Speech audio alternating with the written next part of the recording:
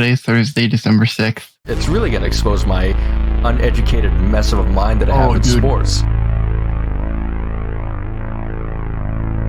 Man, you were shooting here, and you hit like here. Am I just a dumbass? Which, is very possible and actually might be a real thing.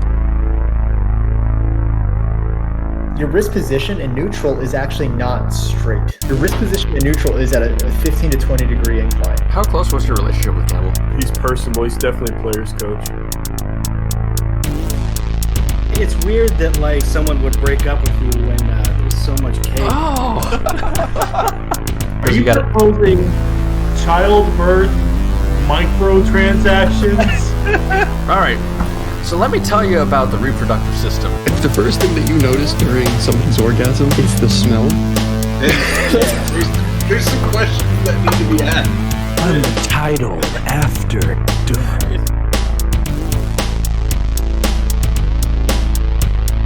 Wow. Hello. Hi. That was weird. That was a weird transition. Didn't really look like it transitioned well. It I don't know. That was weird. It kind of just popped in. It kind of just popped in. That was weird. But regardless of that, I don't know if the audio went through, also popped in, or what happened there.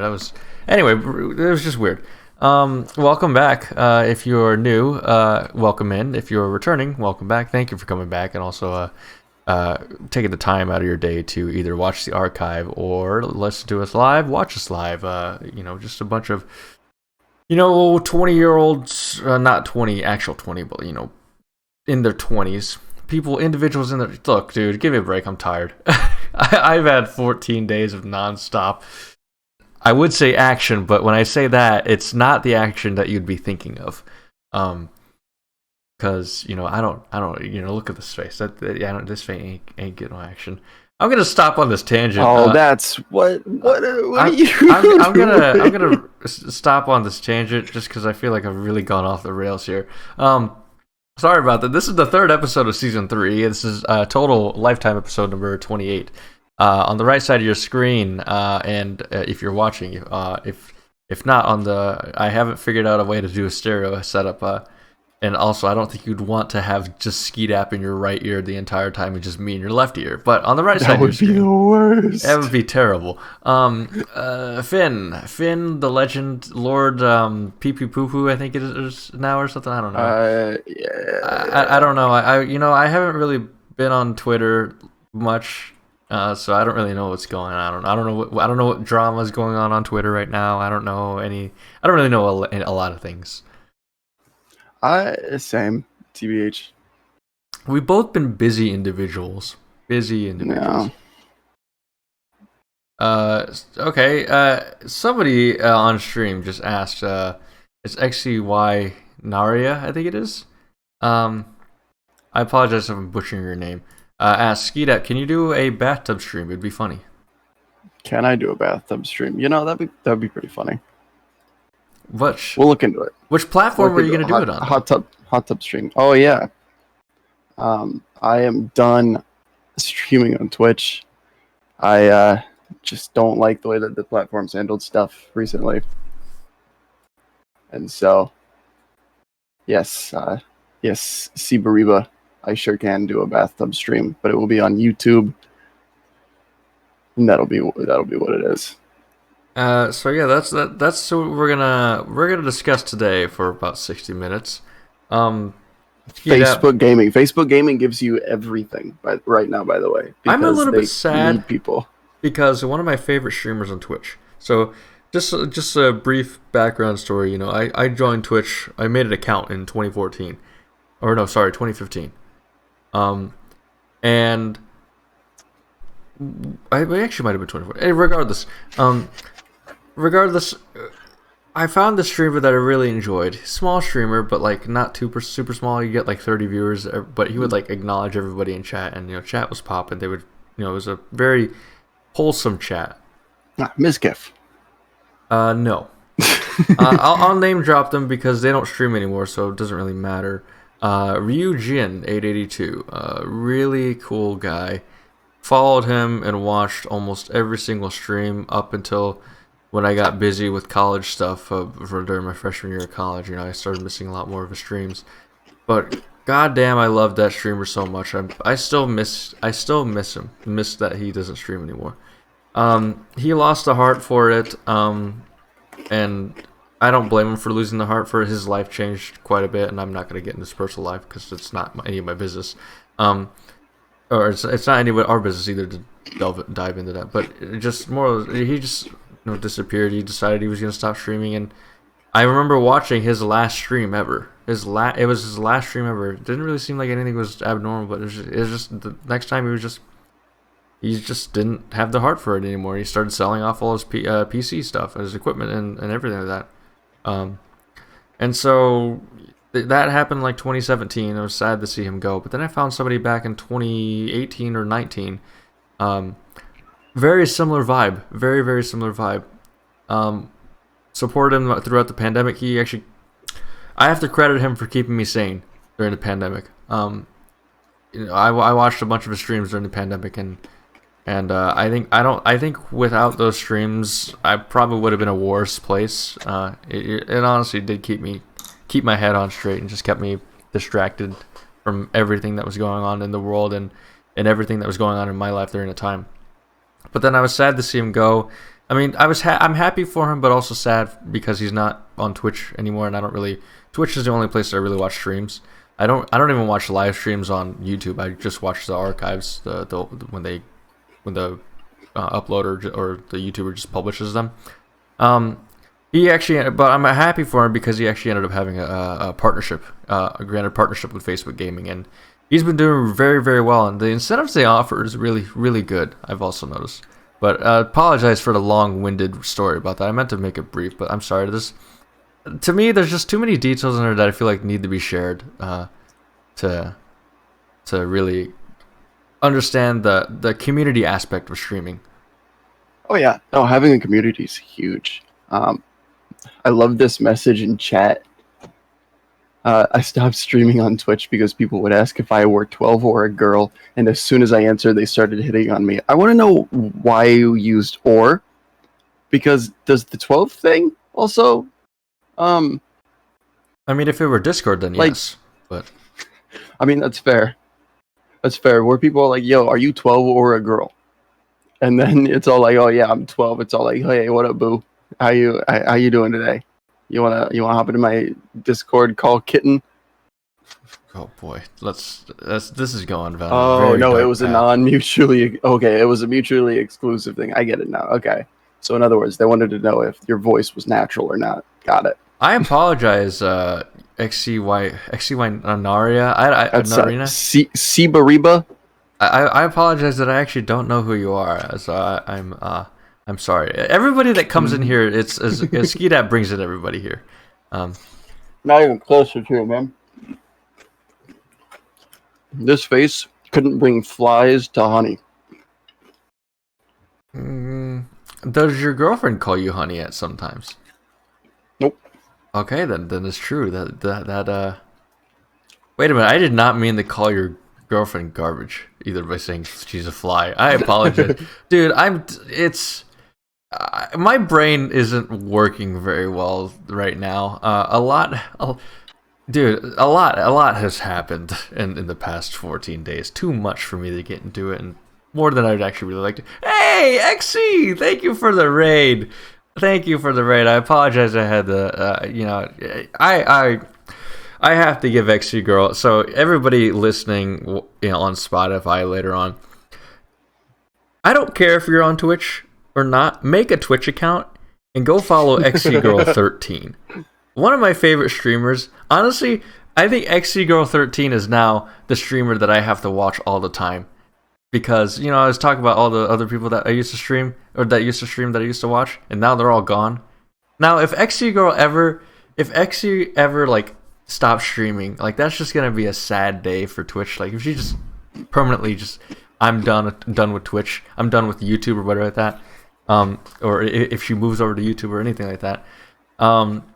It's going to be a sad day for me, and it's going to be a sad day for everybody, especially OSRS Olivia. If we can call her Olivia, she's over in chat. Olivia is one of the mods that XC Girl has, and she's pretty entertaining. Makes my day. Sometimes I'll stop there before I start making it sound like that I'm hitting on anybody. Because I'm really trying not to hit on anybody or trying not to make it. I have this very unfortunate thing of like anything I say comes off or can be misconstrued and comes across as either creepy or like I'm trying to get in someone's pants or whatever that or anything like that. It's because you're not dry enough. You're not dry enough in your delivery. Well, I'm not. What do you mean dry? I'm not even trying. Like okay, XC Girl 13 is one of my favorite streamers on Twitch, mainly because she's very personable. She's very nice. I've had the privilege of speaking to her in person. Thanks to you, Jason. But also she has what she calls Mental Health Mondays, which I absolutely love. I love watching those streams, and she's just a fun streamer to watch. She just beat Legend of Zelda: Ocarina of Time, and yeah, that is how it is. Notice how there was barely any emotion in any of that. Well, I'm sorry. I don't know. Don't be an emotional little girl. My God, man. Maybe I'll just, I'm just gonna start chain smoking so I can just get those voice remote thingies instead. So now now I could show no emotion. If I really hate my life, maybe I'll do it. XC Girl 13, thank you for the raid. If my life gets worse again, worse again. Maybe I'll take that route instead. Maybe I'll take that route instead of alcohol this time. But I also missed another viewer that was in here. I don't know if she's still in here. If she is, Sans Dressing stopped in here today. She also mentioned, Sans. Before I mention this message, I would like to have approval from you to be able to repeat your message that you said in chat for anybody that's listening on Spotify, Podcast One, Google Podcast, Amazon Alexa Podcast, whatever podcast, because we're on Apple Podcast. Baby. We're on everything now. We got approved. So the man who says no emotion just delivered something with a lot of emotion. Dude, we got approved on a fucking Apple Podcast. So Sans Dresden says, by the way, I'm sorry, Olivia, if you're still here, that you have to see my face for the first time. I apologize for that. Pay attention to Skeet episode. He's got better hair. He's got better locks. He's got the LEDs. Wow. I'm in electrical engineering mode and here it's calling him LEDs instead of just RGB. My bad. He's got RGB in the background. I got them RGB LED strips because I'm 12. I'm gonna go back to this. Sans Dressing says that quote, my family doesn't believe in mental health. It's not a thing. It sucks. And I believe it was in response to can you say their name, please? Because Can you say their name? XC. I mean, there's so many ways. We have XC Girl and we have XC Winaria. No, ignore the X. Ignore the X. Okay, it's either Scenario. Scenarina, Sinarina. I call her either. I call her Sibariba usually. Sibariba, fine. I guess your nickname is Sibariba. In response to Sibariba's message about the XC. There's so many XC. Chubaruba has been a thing for sure. It says Cuba. LGBT lights on. That's so funny. No, I'm gonna start calling. So I got my gay lights in the background. I just can't believe I'm looking at this viewer number and we have 7 and we haven't had 7 since since Circle Herc. It was the 4-man episode that we had. The overlay that I still have here called Orgasm because I couldn't fucking NFL player. Yeah. I couldn't think of what to name it, so I just named it Orgasm at 2 a.m. because that's when everybody hopped on. I think it was the LGBT lights. I love that. Thank you for that. You could just call Olivia. You can call them Olivia. The gay. I call them Olivia. Olivia. Too bad Power's not in here either. Power Surf for Life from XC's chat. XC has a really both wholesome and also not wholesome chat. That's the best. That's the best kind of community because in reality, that's what a real community is. A community is a group of people that care about each other, but at the same time are going to give each other shit all the time. Well, Olivia, I would like to say it's wholesome because I like the fact that you reach out to individual members. At least I assume you do, because at least you've DM'd me a couple times. No, Sanch. No, fuck you. Jason's got to show his cake on stream. Skeedap, I will drive down to Nebraska and fuck you in the ass, alright? Do it. Jesus Do it. Christ, man. Alright. Oh, boy. You like that? Oh. Dude, the jeans. Oh, he's got the jeans on today. Yeah, it was cold today. It felt like fall. We help you, but we will bully because we care. And see, that's the thing. Like, a lot of the people that I've been closest with throughout the years, I don't think that I've ever shown them a modicum of kindness until they really need it. Because, you know, at the end of the day, like, you know, friends are there for you when it matters most. But until you really need them, they're there to just pick on you and hopefully get a laugh out of you know, even you. And I'm always of the opinion, if you can't laugh at yourself, you know, who can you laugh at? Yeah. Like, what was that? Comedy does start with learning to make fun of yourself and laugh at yourself. Oh yeah. I mean, look at me. I look like I should probably be at the unemployment line tomorrow. No. You talking about, hey man, do you want to make like $2,000 a month from home working for yourself? Because like, dude, listen, all right, hey, listen, I got the opportunity for you, man, all right? Remind me later on when we talk about YouTube, because we are going to talk about YouTube later on. You know, I'm going to make, you know, I got these post-it notes here that I usually use. You're going to make a schedule, dude? I have post-it notes here that are usually on my desk for like very, very important stuff, you know, stuff that I talk with. I've actually talked to the federal government and had notes here that are on here. I'm using this post-it note for your dude, want to make $20K from your home? Any make $2,000 a month from home working for yourself? I'm wasting a perfectly good post-it note just for this podcast. Aren't you proud of me, Skeedap? Dude, like, this opportunity is seriously sick. I would do that. It looks like he talked to me about okay, look, all right, I feel attacked. I don't want to talk about it. Seen it, okay? But yeah, so streaming has become a very big thing, especially with the pandemic. Yeah. And good Lord, did it blow up, die, and now it's blowing up again. All because of, I would say, 3 men. Can you Three guys. Can you pause that thought real quickly, because I want to follow up off of something somewhat related. You know, we were talking about motorsports last week, and you know how I mentioned, and I like how you mentioned that it got big during the pandemic, just like e-racing did. Let's also remember, and I want to remind everybody and say that, you know, it got really big, so big to the point where a NASCAR driver decided to drop the hard R, the N-word, you know, live on a Twitch stream. And like, that was a no-no, and he lost his job. But also, can you hear me? Oh, I cringe. Make sure he heard him first. Oh, yeah. Iman. Oh, who the? I hope this isn't the same Iman who I think it is. I think it is. You know, you're gonna find a different side. Iman, if this is the same Iman, I know he knows me IRL, and he's gonna see a different side of me today, and my side hustle, gig, job, whatever this is. I'm hoping we could do a charity stream sometime whenever we hit the 50, not 50 years old, but like episode 50. But also, so.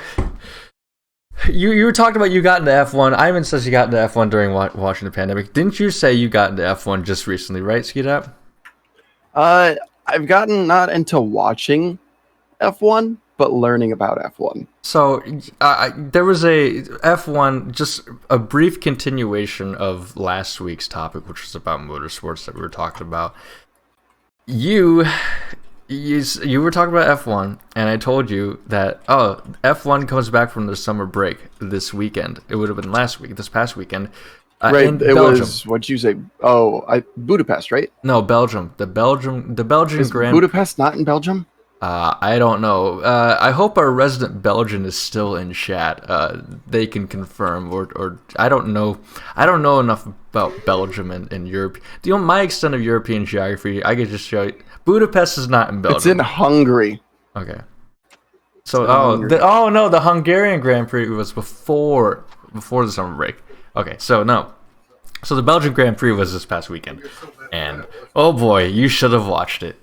It was a 3-hour rain delay, and because remember how we said that they are governed. They have like an arbitrary clock, right? That they have to get the race done in, and then they decided, wait, what if we just like stop that clock? It was and then at do Spa, the race Olivia. anyway. It was at Spa.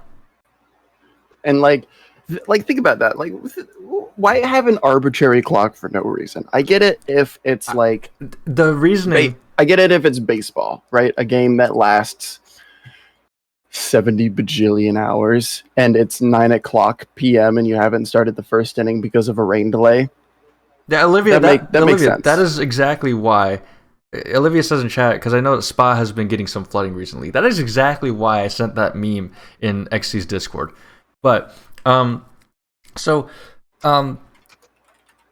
how we talked about last week how ski dap really.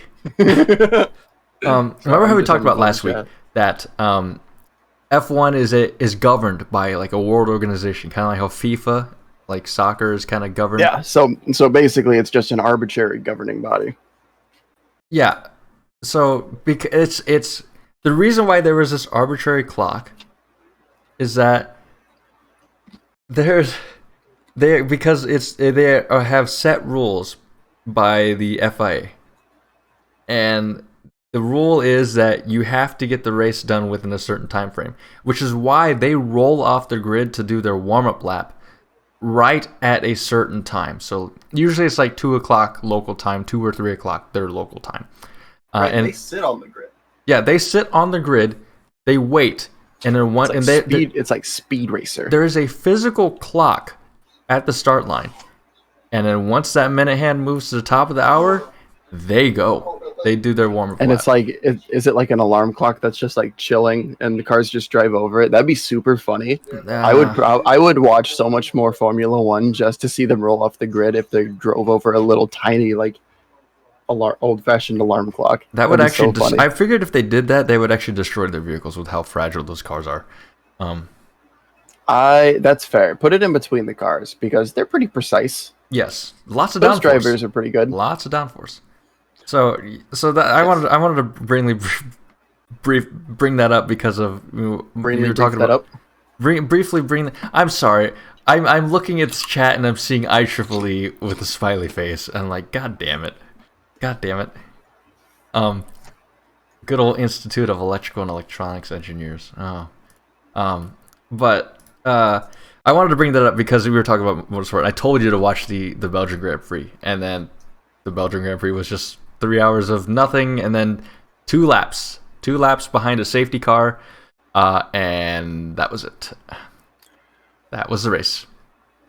I also did not watch the Belgian Grand Prix because I'm pretty sure on Sunday I slept. Yeah, I slept. I did something other things. I did something very, very not fun on Sunday. Yes, George Russell. George Russell with the podium. But all right, let's get back to streaming. But e-racing got really big during the pandemic, just like streaming did. And streaming kind of exploded just before COVID-19. I think of it kind of like the silver age of streaming started in the summer of 2019. Really? Why that late? The silver age of streaming started in the spring of 2019 because I'd say spring because Ninja signed with Mixer. Oh, okay. For $30 million. And that might not even be the full amount of that contract. Skeedap, you are our resident esports expert and also streaming expert. Explain to everybody, because Mixer is now defunct. Mixer is explain to people, if anybody that is listening or still watching or anything like that, what exactly Mixer was. Mixer was a streaming platform owned by Microsoft. It was available on PC, mobile, and Xbox, which is where they thought that they would really get Twitch, since there's nothing for Twitch on console at all. The issue is that Mixer sucked. It sucked a lot. Mixer is what happened when Microsoft thought they could brute force their way into the live streaming market. Yeah, exactly. They bought a platform called Beam, and then their platform was failing pretty miserably. So they decided that what they were going to do was they were going to buy streamers. They bought 3 really big streamers. They bought Ninja for a minimum of $30 million. That's literally just what his buyout was. What the hell? He got more before that. I'm pretty sure that it was a $50 million contract. Mixer was a startup at this point, right? No. No? Beam was the startup. Oh, okay. Microsoft owned Mixer. That's still that is a very risky investment. Very risky investment. And then they bought the king of shooters. Shroud, right? None other than Shroud. Mike Gerge. I don't know. His name's French Canadian. I don't care. Mike Girth. Yeah, there you go. But they buy Shroud, right? And his buyout when Mixer went defunct was $10 million. They also bought King Gathalion, who was a huge console Destiny streamer. And they took about my one taps. They did not buy Scream, unfortunately. But it's one of those things where it's like wild to think that they did all of that only to lose out to Twitch at the end of the day. And they didn't lose out to Twitch because Twitch is just better. They lost out to Twitch because Twitch has more money to spend on streamers. And they did. They bought Pokimane. They bought Tim the Tatman. They bought Dr. Lupo. They bought Dr. Disrespect. They bought everybody. In fact, the only 2 really big streamers that left for... Actually, there were 4 decently sized streamers that left, right? That didn't go to Mixer. Why can CSGO players be French Canadian? There's a lot of Canadian Counter-Strike players, actually. There's also a lot of French Counter-Strike players. Scream, who plays Valorant for Team Liquid, was one of them. That's the one-tap guy. Kenny S is French. G2 for a while was entirely French. They're now very much a European roster. Titan, legendary roster, literally $20,000 stickers of their name. That was a French roster. RPK, one of the most legendary French players of all time. Le Tank. France is where it's at, man. It's the French part. It's not the Canadian part. Wanted to make Scream.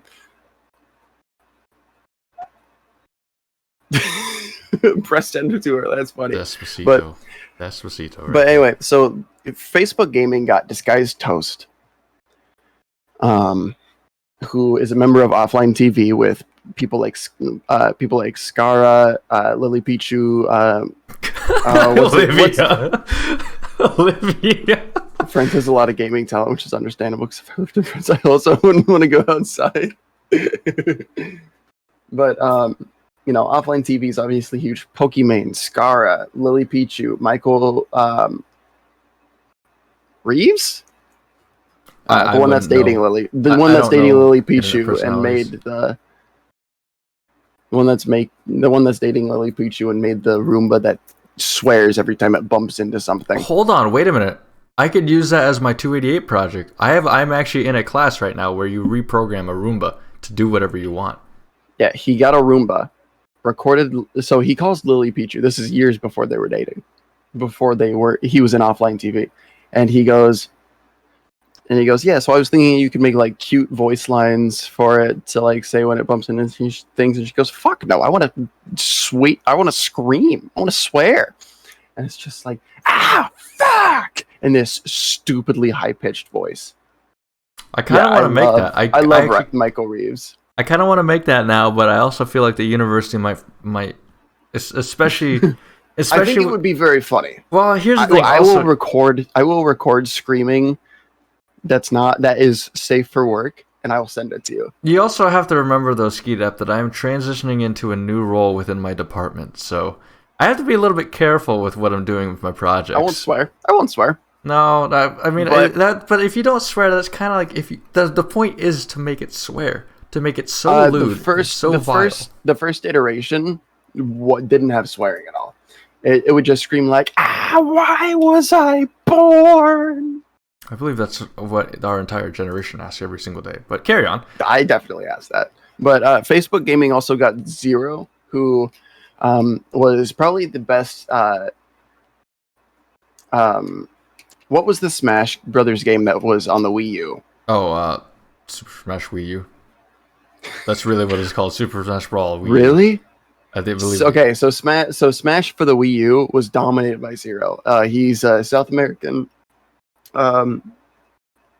guy, retired when Smash Ultimate came out, signed with Facebook Gaming for a lot of money. Turns out that he was a pedophile and was grooming teenage girls, and so they cut his contract. I'm pretty sure he still streams over there, because I doubt that any other platform would ever take him. Why is it so difficult for internet personalities? Why is it so difficult for Smash players not to be shitty people? That is I really couldn't tell you. Why is it also so difficult for Smash players to shower?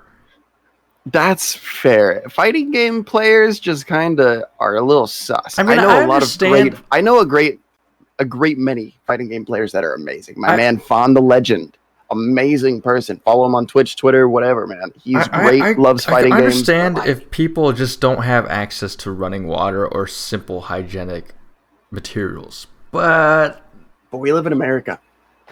Yeah, there's people in America, but we don't need to get into that. But it's like, Smash players don't touch children challenge. Epic fail. God sexual.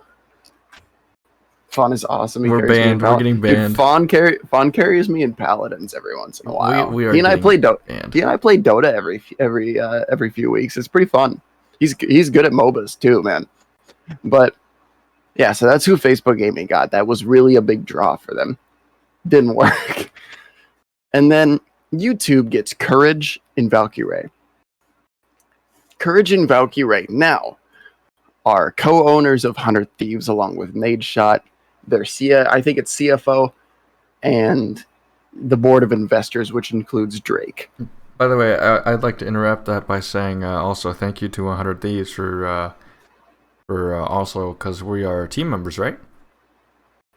Was it 100 Thieves? No. If you notice, we're no longer on Comrade Kittens. I didn't know that. It's very unfortunate. I believe that Classify shut down Comrade Kittens. And that, hey man, he wasn't even on Comrade Kittens. It was his girlfriend, Sydney Vipers. But Classify and the mob are no longer with 100 Thieves anyway. So that's very unfortunate. Good to know our team disbanded. Yeah, the Discord's completely gone. Cool. We are now sponsorless. We are sponsorless. Hey, if you want to sign us, hit us up. Yo, Team Liquid. Just saying, huge fan. We provide a alternate variety content that you really don't know. It's like the famous Forrest Gump quote. I'm a TSM. No way. We're Cena, you can't tell me that. You can't tell me that pay and sign with TSM.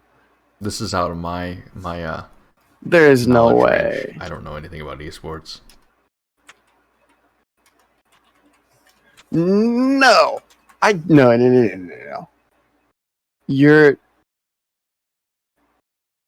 Hold on, where's Liquipedia? Yo, Liquipedia. There. I still feel a little bit self-conscious that some are like XC's Raiders actually know what I look like now. No, they only have Hazed Wardell and Sub Rosa. Holy. Holy shit, dude. Oh, you gotta take that, jump on that opportunity, Cena. He's getting free merch from TSM, and his girlfriend wants to send me a new headset, so both. He's on the academy team, dude. Payne, I genuinely think, and here's the thing, right? From my time playing CS, Payne needs to give up because he's past it, man. He's past it. There are kids that have literally never played a shooter before that started playing Valorant that are already better than him. He's been kicked off of I don't know how many rosters, I don't know how many teams. Like, unless the dude's getting glowing commendations for having a fat dumpy, there's no way that a team's gonna take a chance on him when there's so many established former Counter-Strike players right now that are already in the Valorant scene. Like, what in the world, man? So, bros. Yeah, they have Brax. Unless Brax joined T1 again. Which would be so weird. Yeah, it looks like he joined T1 again. Dude, what? Why? Why did Brax join T1 again? Why did T1 take him back? That's so weird. So their roster now is Skadoodle and Brax are the only ones from the original one now that Dazed is gone. AZK's been gone for a good long time. Actually, he's been as long as Brax was. Crashies has been gone for a good bit. Food was barely ever there. I mean, I don't even know, man. Took him and one of his teammates. Yeah, they benched Bang, but I'd assume that they would take Bang back. They'd actually pick up Pan, and they're not going to go anywhere with Pan. Like, if you watch any of his rosters from before, like TSM was actually doing well with the roster that they had. Why'd they dump it? Why did they end up dumping it? I don't know. I don't know. I do enjoy Valorant esports. I just think that TSM is making a huge mistake if they pick up Pan. I've never seen anything from him that would make me think that he is a T1 player, personally. He's very dumb when he plays, and that's about it. He's a good shooter, but he's not super smart when he plays. Anyway. Yeah, YouTube, man. Back when the streaming wars started back up. Oh, okay. He's not main roster. No, but yeah. I know Cena, but I don't think he'll ever make it up to main roster. But back when the streaming wars started, YouTube really struggled. They got Courage and they got Valkyrie, and that was really it. Those were the only two big ones that they got. Even PewDiePie didn't sign with them. PewDiePie signed with DLive, which he ended up leaving for YouTube about a year ago, I think. Because DLive kind of became known as like the alt-right live streaming site. Dude, if you go check DLive right now, it's filled with like I'll pass. Shit. I'll pass. I don't want the. It's bad. I don't want My Pillow guy sending me emails after visiting that. Dude, no, it's bad. It's really bad. But yeah, in recently, Twitch has been slacking. They really have. I remember back when the platform wars started, the big announcement was Tim the Tatman signed, Dr. Disrespect signed, Cloaksy signed, Nick Merckx signed. And then in my opinion, the really big one was Dr. Lupo. And actually, thank you for the follow, Chocolo. Hold on, let me see if I can pronounce this correct.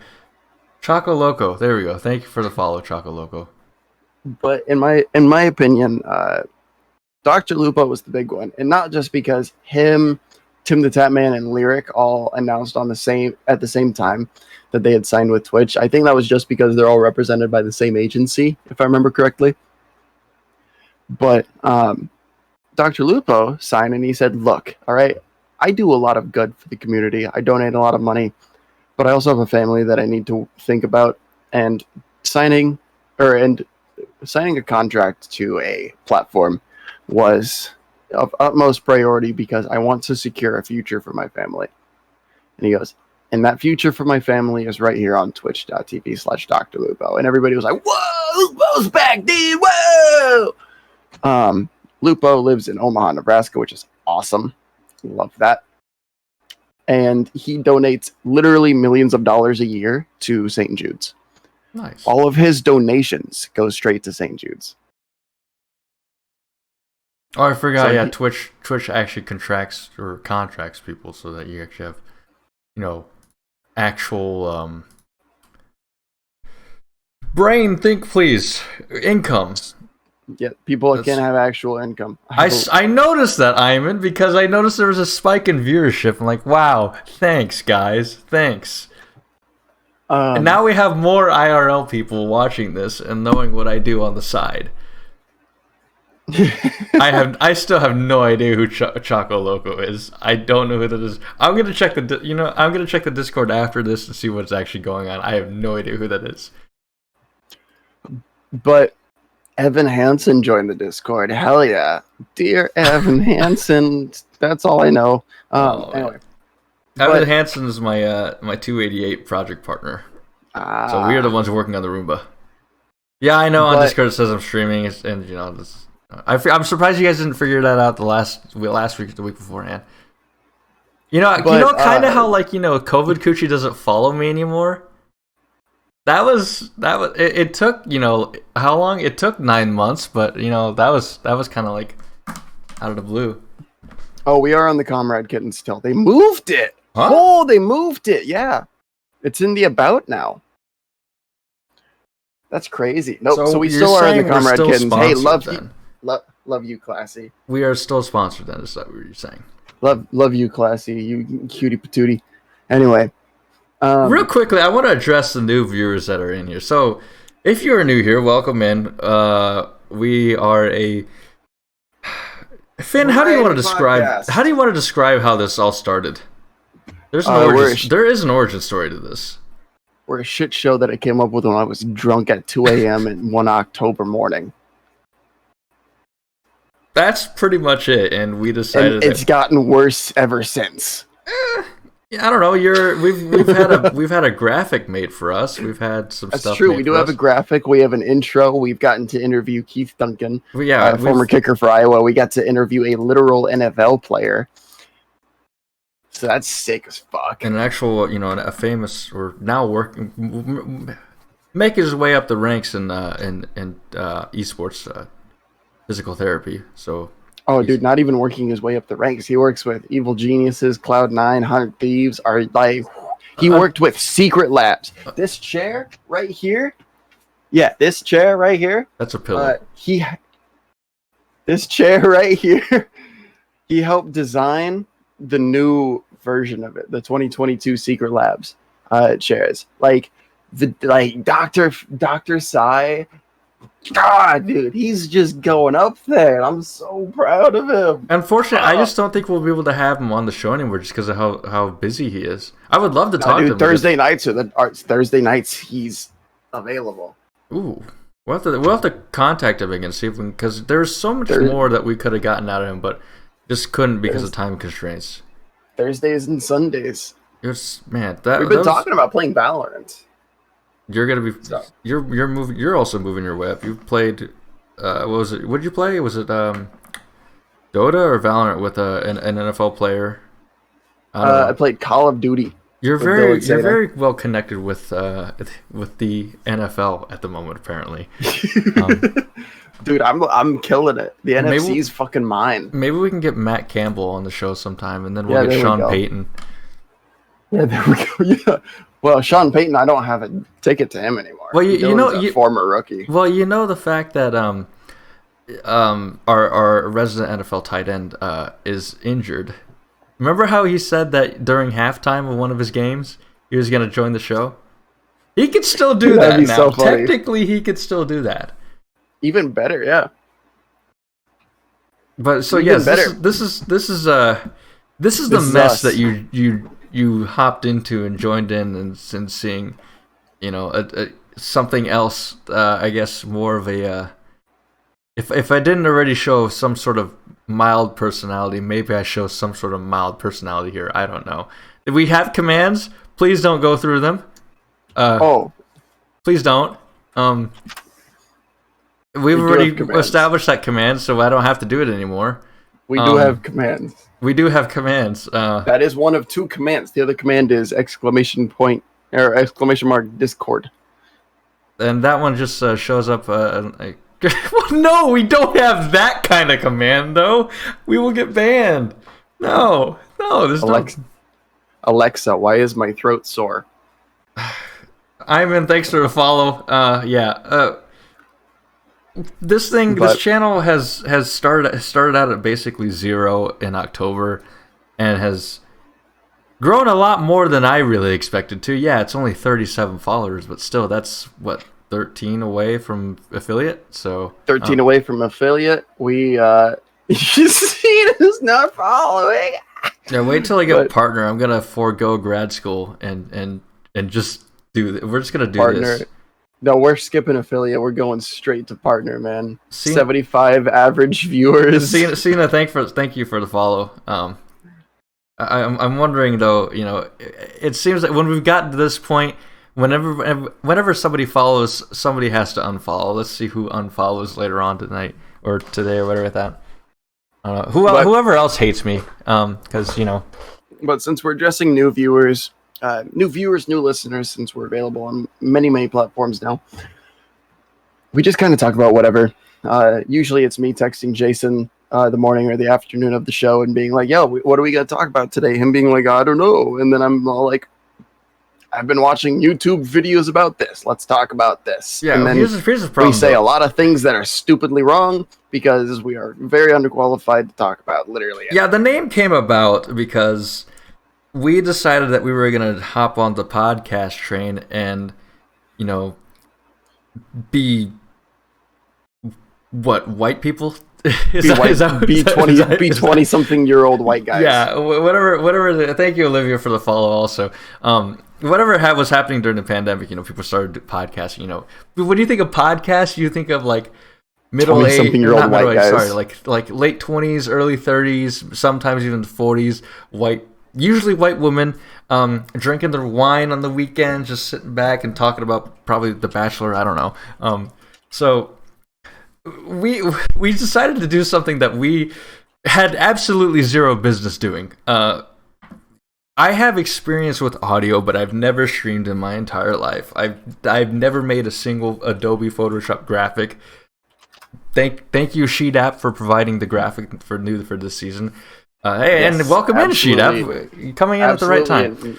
Absolutely incredible. My girlfriend made our graphic for us. Jason made an intro for us. I did the music of our for last this 2 seasons. I made the music and video clips. We've been learning as we've been going along. Our very first stream was actually not good, but it was almost better than this one though, because all of our streams are awful.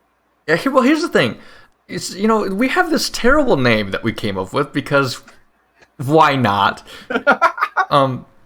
It's like Trainwreck's The Scuffed Podcast. Underqualified came with the fact that we really have no business doing this whatsoever. Untitled was we just didn't have a name, so we just decided to call it Untitled Underqualified. A graphic has come out of it. Memes have come out of it. There's like this cult following on Twitter by it. We've had people make drawings of cake. Yeah. I don't understand what is going on or why this has happened, but it has, and we've continued to go along with it. Probably, and we've had a lot of high praise from. I'm not trying to brag here and sound like a fucking narcissist here, but like, people have praised us for the fluidity, I guess. The relaxed nature of things, the fact that you can come on, say whatever you want, and feel like you're having a conversation, and we don't stick to a schedule. Our longest stream ever was 6 hours. We went until 4 in the morning. Sucked. So, honestly, I woke up the next morning and I was like, "Is it already 5:30?" I had an 8 a.m. the next morning, and I was not having fun during that time. Good old computer engineering 281, digital logic. Jason sitting there like. Well, consider the fact that it was a hybrid class. I probably, I shouldn't be saying this as just laid in bed on your phone. Well, this is what I probably did. I probably got up off of my futon bed and went to this computer, turned it on, logged in, and I probably went back to sleep. I don't remember, but I've done that before. I'm glad we're back on campus though and learning and stuff like that. So, but yes, this is if we explained what this is, congratulations, you have learned something today. If we didn't, expect to not learn anything at all. Just expect two dumbasses to just entertain you from our pure stupidity and underqualifiedness. We will either entertain you or we won't entertain you, and honestly, there is no in between. You're actually correct. You are correct because I've actually watched. I've listened to the streams sometimes, dude. I can't watch. I can't listen because every time I listen, I'm like, we suck. Wow, why do we do this? Well, I think we suck all the time, but people still watch it. Look, man. It's like, I don't know why people watch our streams. Actually, hold on. Finn, do you know who doesn't watch anymore? You know who doesn't? A lot of people. COVID Coochie doesn't watch. It's kind of, I think it's a little bit hilarious because one of our viewers actually knows this person personally, and I can only imagine that they are just like relaying this information like, oh, they're talking shit about you. No, we aren't. We have not talked shit at all. If anything, I'm talking shit about myself and laughing at my own pain from losing this follower and this viewer that really is just only 1 out of 40. But I don't know. It's become an inside joke. We have a lot of inside jokes here with us.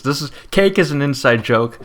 Whatever commands we actually have are all inside jokes that have come from this. Fifth set alert for everybody. Weber State is currently going toe to toe with number 13 BYU volleyball. Oh, volleyball at BYU.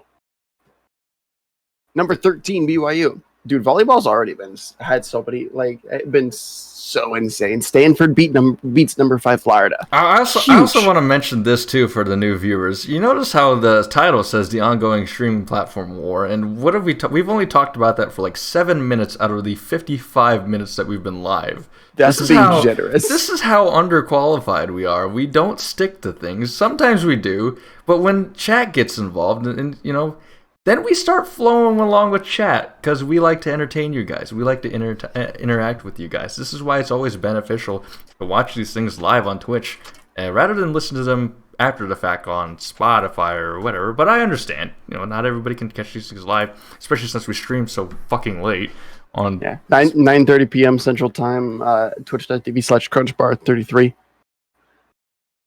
We do have Spotify. We have a YouTube. We're on Apple Podcasts. I'm pretty sure we're on like Deezer, Google Podcasts. We're on Amazon. We're on anything. And if we're not on something, let me know and I'll try to get us on there. Because 100%, we want to be everywhere, man. We're averaging like 7, I think, downloads per episode, which is great. I also didn't put last week's episode up until today. I didn't because notify I'm really you. Good at this, dude. Like I said, these past 14 days, I totally forgot about it. I was like, damn. But we do on every platform. We're just Untitled Underqualified. I think we're Underqualified Podcast on YouTube. That's the name. It's Underqualified Podcast, but the link is just a broken link of just letters, numbers and letters, because I haven't changed it because I've been too lazy to. Oh my god, that is the biggest Paladins meme I've ever seen. I need the. I'm gonna pull out my phone and look at my, I guess if you want it, class Discord and see what the hell. You will join NA Draft Lobby. What a great old school Paladins pug meme. You love to see it. 1 to 5 other fat children. Yeah. But anyway, to actually go on topic, because Jason, Jason was all like, "Hey, let's keep it to like maybe an hour like 15 today." Yeah. And we know that that's not going to happen, but we're going to try. It never does. We're going to try. I always tell myself, "Hey, man, 2 hours is a solid goal." At least we're not going 6 hours, because we really started to lose control of our schedule and everything. We did. It was tough. Yeah. It was tough. But back to the streaming wars. Twitch signs everybody. YouTube signs 2 people. Facebook signs also 2 people. Mixer has 3 people. Pretty big names. Even Tfue acknowledged that Gothalion had left Twitch for Mixer. Like, Tfue's pretty big. Or at least he was before he decided that he hated FaZe Clan. And then Cloaksy was all like, "Hey, that's my partner. Fuck you, FaZe Clan." Anyway, also, fuck FaZe Clan. I'm a huge FaZe fan, but fuck FaZe Clan. Anyway, FaZe up. But esports is way beyond my level of intelligence, which is very little, but love the esports. Hate what the organization's been enabling. But anyway, it's been the streaming platform war has been dead silent for years now. 2 years, until 2 days ago, when the Dr. Lupo announces he will be streaming exclusively on YouTube Gaming. That's huge. Is there a difference between YouTube and YouTube Gaming, like streaming on it? YouTube Gaming's just a category on YouTube. I don't understand. It's like going onto YouTube. The little thing on the left-hand side, home, explore, subscriptions, etc., etc. There's different underneath subscriptions. There's different categories. You have like movies and shows, gaming, live, fashion and beauty, learning. It's literally just going to search. Think of it like searching for a game on Twitch. Except it's just a category. Skidap. Okay, the only person that will ever use that command is in chat. Get ready, ladies and gentlemen. The black basketball shorts. The issue is you're sitting in a dark room with black shorts on, so it's a little bit... Dude, I want to show off this shirt because this shirt is super sick. Is that Legend Korra? No, it's ESL 1 Los Angeles. It's a Dota 2 shirt, and it's got Lena on it. And I love when they use Lena because, one of the most attractive Dota 2 heroes. I've expressed this I don't know how many times. 2, super fun. Love playing Lena. Very versatile hero. And 3, hey, look, all right, look, Choco Loco. I see your opinion in the chat, and I don't give a shit. Okay. I like how you are insulting all of our new viewers. You're just gonna Finn. I'm just kidding. I love you, BB. Finn woke up today, chose peacefulness, then he decided he's gonna go violent again. But like I don't know. I just think that it's a sick looking shirt, personally. And more than anything, it was like $3. So that's cheap. No, dude, it was cheap. It fits me well, and it's very nice overall. Looks sick. Thank you. I appreciate that, Choco Loco. Now back to regularly scheduled entertainment. Anyway, is it really YouTube gaming? YouTube gaming is genuinely just like a subcategory of YouTube where it kind of narrows down the content, so you're less likely to find other stuff. YouTube has this problem that at least I believe I call it a problem. They advertise all of these different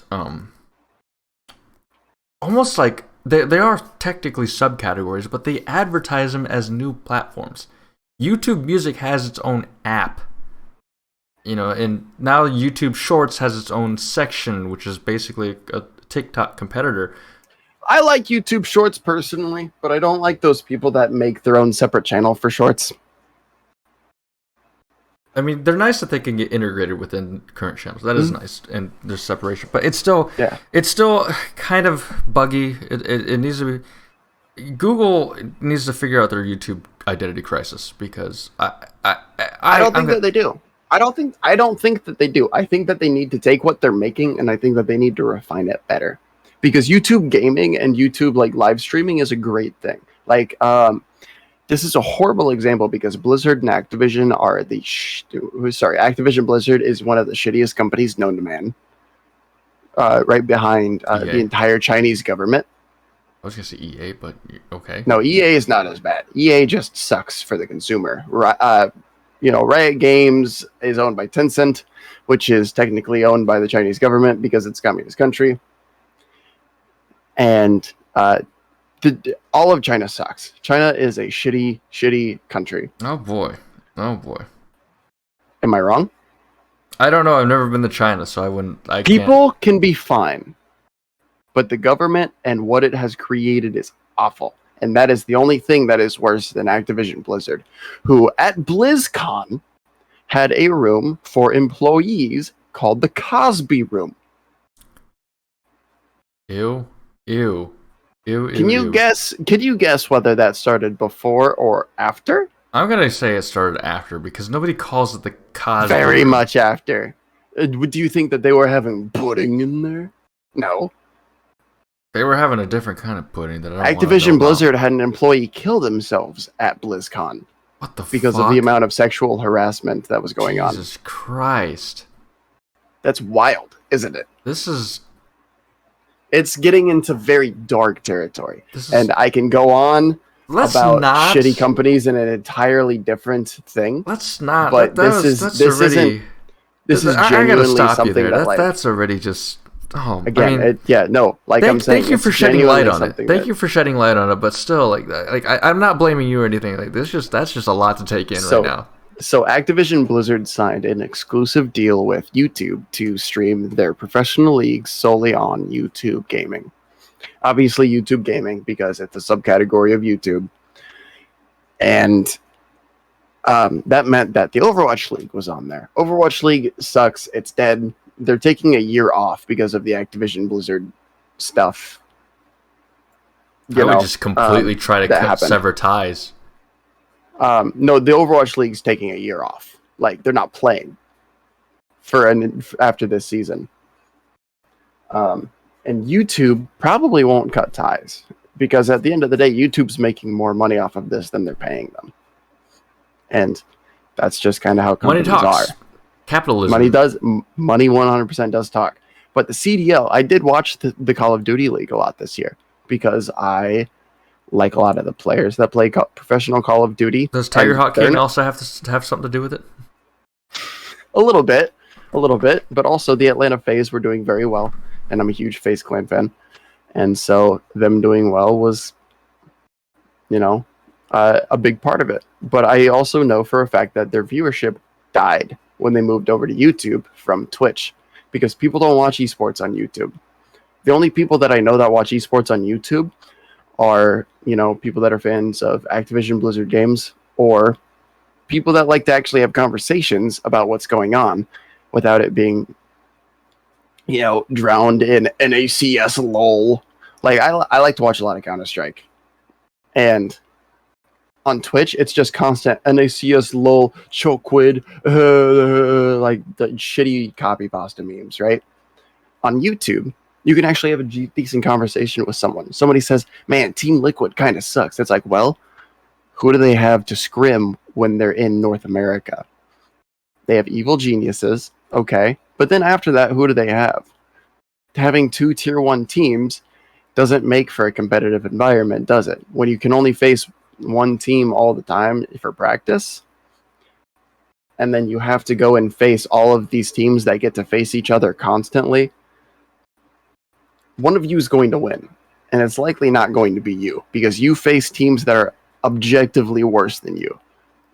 And so that's why esports really suffers on YouTube. It's not been there, on top of the fact that it doesn't have the same culture ingrained in the viewership in the chat.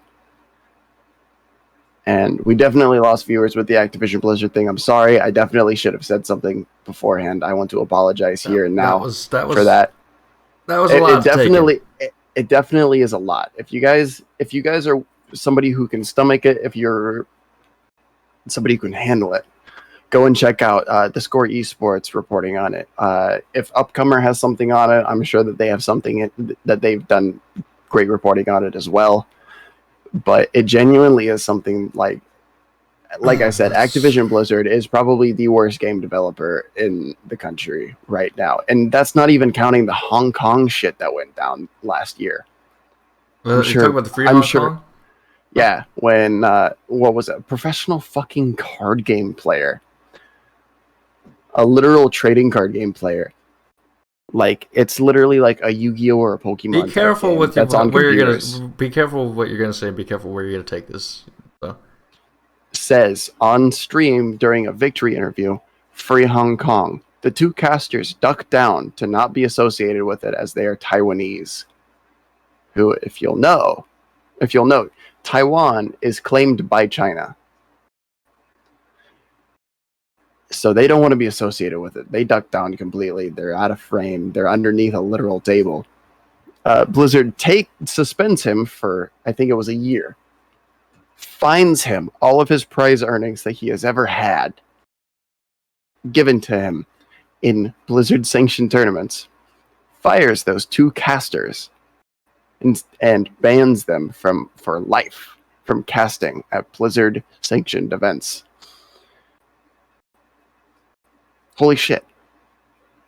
Yeah, the Blitzchung controversy, huge. Yeah, Blitzchung was his name. Absolutely huge thing. And that kind of started setting in my mind my view of Activision Blizzard. No, yeah, you're right, Olivia. They used a we aren't a political platform kind of thing. And then at the very same time, when you start doing stuff like that and say, look, man, we just don't allow political stuff, but you do what you did, personally, I think that is a political message. And you're right that they do allow political messages when it suits profit margins, which are a lot of Chinese. How's that any different, though, from any corporate America company? They try to avoid you're right. It's not a lot different from a lot of corporate America. The difference is that corporate America doesn't reach all the way across the world nearly as much as a game developer does. And now McDonald's also just is diabetes. Amazon.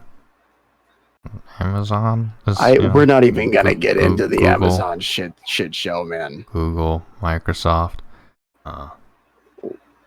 Understandable if they're consistent with it, but they're not. No, you're right. They're not consistent with it. And then suddenly they decide to hire their chief compliance officer is currently somebody who authorized the torture and killing of tens of thousands of people during the Bush administration's reign in the Middle East.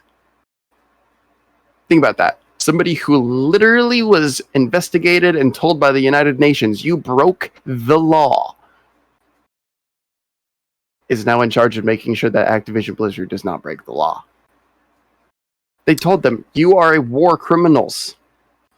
And now Activision Blizzard's like, hey man, they say we're not breaking laws, we're good. It's like, this really? Is upsetting. And to me, that was strike two with Activision Blizzard. But then the entire whole lawsuit thing that's been coming against them from the state of California has just been the nail in the coffin. And I know for a fact that I probably will not be buying a Call of Duty game for a long time. Cold War is easily my last one. And I will continue to follow the CDL. But I know for a fact that I won't be watching it. I know that my one viewer isn't going to actually do anything for them.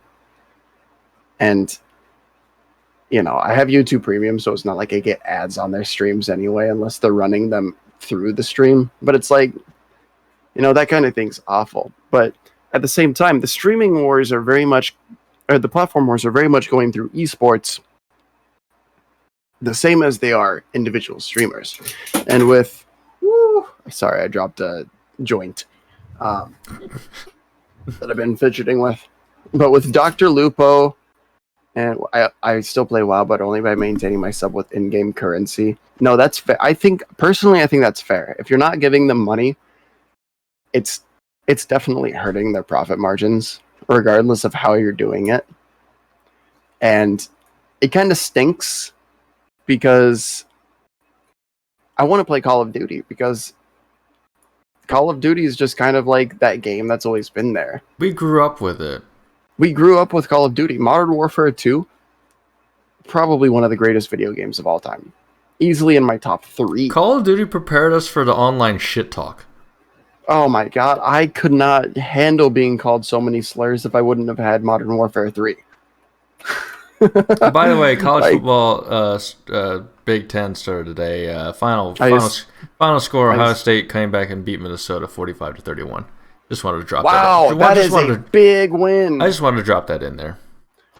Baron's chat in WoW back in the day was something else. I could only assume Activision Blizzard has never been one to censor stuff.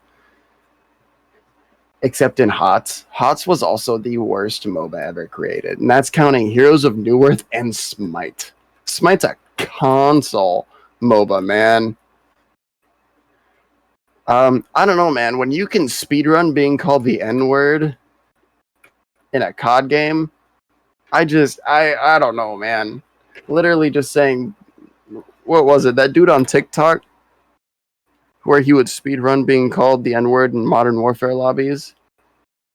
That was a thing in the Barons too. I could see it. I get called that all the time in Counter-Strike still. Oh my god. Dude, there was that one time I was streaming and I was like, oh my god. I was like, I'm so glad that I have my chat censored, my Counter-Strike chat censored by default. Otherwise, that would have been really bad. I literally only don't have it censored so that I can tell like my friends that don't realize that you have to uncensor it. Like, hey, he just said the gamer word, man. Let's not. Yeah, I didn't know he said it until you told me that he said the gamer word. Like, oh, I'm so glad that was censored. I will say something in Counter-Strike that has helped me quite a bit be able to climb up the ranks of ESE and face it is 100% just muting and then relying on learning the game as you go. Yeah, you'll lose some, you'll get reported. Esports is a very mental sport, though. It's any kind of competitive video game is very mental. Yes, 100%. And I guess taking the shit as you go is part of it, because you don't get that trash talk. You don't get the normal trash talk because people are anonymous. So you're not gonna, if you're playing football, nobody's gonna call you the N-word when you're white. Well, they might. They might in high school. You never know. But like, it's totally different. But then, you look at the streaming, the platform wars now, and where they're at. I think both platforms are in a bad shape right now.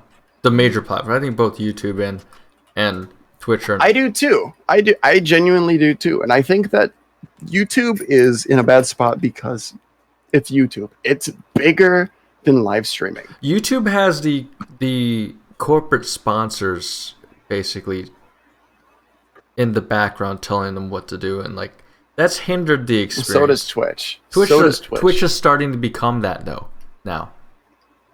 Twitch didn't have the whole DMCA thing.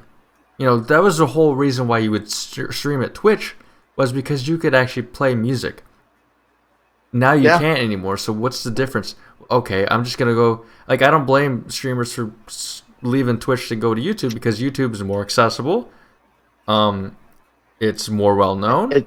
The app's pre-installed on every phone. Yes, there's I think even iOS. If you have a Google account, you already have a YouTube account, and most people have Google accounts. Twitch, you have to make... You can't even use your Amazon account for Twitch, even though Twitch is owned by Amazon. You have to make a separate account, so it's more accessible for the end user. I'm speaking in software talk, or talk about users, and that's the way you have to look at it. These things. So if you're looking at websites, if you're looking at platforms, you have to think about the people that are going to be using that platform, that you're going to be using that app. Olivia, if she's still here, is a programmer so they know more about this. And I think if Sanch is still in here, Sanch is personally involved with somebody with a programming background and actually works in software. You have to think about, okay, what's going to be more attractive? What's going to be easiest for the user to interact with and feel like they have a voice or feel like they can make a difference in some things? And it's YouTube. I agree with Olivia where she said in chat that Twitch is a lot better in terms of delay. Twitch is a lot better in terms of live streaming. Most definitely. The only thing that Twitch has ever really, in my opinion, been beaten in is bitrate, and that was Mixer. Mixer had a much higher bitrate limit, and so like people like Shroud and Ninja, they had the crispiest streams. It was insane, but at the same time, not everybody could reach that. As well as, does that matter?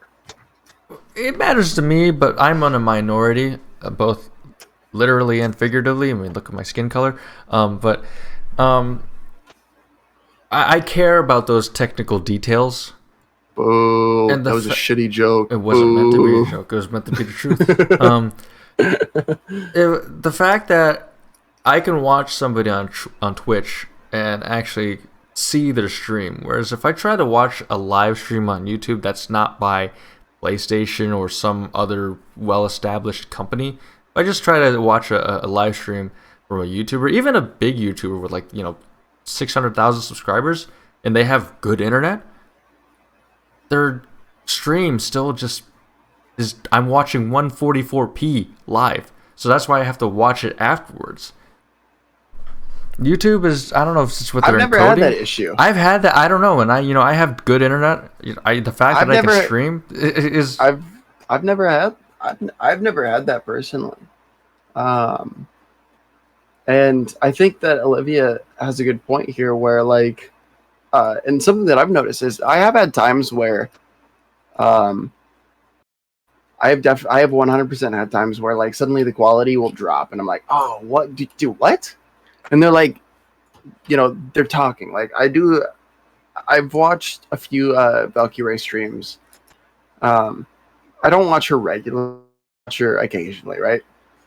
I do think that she's actually a good streamer. There's a reason that she lived with Pokimane for a year and a half, 2 years, and a literal co-owner of 100 Thieves. But she'd be talking in between games of, I don't know, Valorant or Among Us or whatever the fuck she's playing at the time, and she'd do really something say like Among Us. You really just said Among Us. I'm not gonna say the actual game name because Among Us is so much better. Come on. But she'd do something. I'm like, I literally could not see that. Okay, and then I'd scroll back, and you can do that immediately. And then if I'm like, okay, I've seen enough. I don't need to see what happened in between this and now because I feel like I'm not gonna miss anything important. I just click live. Boom, there we go. I'm back live. Among Us sounds kind of sus. Red is an imposter. Sanch, you wanna jump in on this if you're still here about Red as an imposter? I think you'd have a lot of experience with that. I think you would if you Nazi invented. So dude, that's a good point. That's a good point. Here's the thing. There it is. Sanch is still here. Sanch is alive and awake. Surprisingly, still listening to us talk. But that's not a Sanch. That is not a dig at you at all. Please don't take it as a dig at because I have still never played a single game of Among Us. Really, I would say we could do that as a charity stream, but I feel like Among Us is a dead game now. That'd be so fun if we actually got enough people to do it though. Yeah, it seems like it would be we'd have to. I think that'd be fun as fuck if we got enough people to do it on a stream as a community. Yeah, well, that was my plan for something that we could do for 50 or whatever that. My intention, and I haven't talked to you about this, so the entirety of the world is technically world because this is public. I've thought about doing this very, very ambitious. We're probably gonna die doing it. Is do 24-hour stream on our 50th episode. We start off with an episode of the Underqualified Podcast. We do some gaming. And then we do another episode later on in the night. That'd be sick as shit. We will die doing it though. We will die. Dude, that'd be so fun. It's just you get to see the mental state of two men just slowly deteriorate, and you can see the big difference from the morning and then the evening when they do their episodes. That's just gonna be funny. That'd be so fun. Hell yeah! Started out like. And see, that's what we're gonna be like at the end of that stream. Sorry, no, I had a long day. I had to escort an adult out of the building today. Oh no, that ain't. Dude, fun. they fucking tackled a kid. Who the fuck tackles a kid? Who the fuck? There was a cop there too. We ended up with 2 cops there. I was like, what the shit? Oh man, you have a very Finn, your job, man. You've seen you've seen too much over the past 9 months. I've had literal naked butt cheeks slide down my arm. That's all that I want to say about it. Look, man, they had the buns. My arm was the hot dog, and it was not a fun time. Yeah, let's also not get started on your now former coworker. That was bad. Yeah, she had the felony charges dropped, by the way. So that's what? Amazing. Yeah, I don't know how, why, or what the fuck happened there. Oh. But like, no, yeah. For those of you who don't know, I'm a level 3 paraeducator. That means my title is behavior interventionist, and I see too much all the time. I get called names so often. You get bitten. I get bit a lot, and didn't you say you also get flashed too? Well, that's not intentional. Okay. That's not intentional. Okay. At all. I would love that from a certain someone who is not currently in chat. But sorry. I guess I kind of actually I shouldn't say that. I shouldn't say that considering that I am projected to become more involved in the higher level and within my department here at the university. I probably shouldn't say what I was about to say. Well, Jason, if you were in chat, it would be you. You know you dead wrong. You know you dead wrong. I doubt anybody here, about any of our 5 viewers, would love to see Mr. Crunch flash them. Mr. Crunch. But speaking of viewers, Tim the Tap Man today, I think it was today, had his first stream on YouTube because he signed a contract with YouTube. 10,000 plus members in his first 1 hour of streaming. That's a following. And I firmly believe there are a lot of people that are like, oh, I'll only stay on Twitch. Why? If you like a streamer, follow them wherever they go. Who cares? You don't necessarily have to sub to them. I know, when Shroud was first on Twitch, I was subbed to him, and I'm currently subbed to him on Twitch.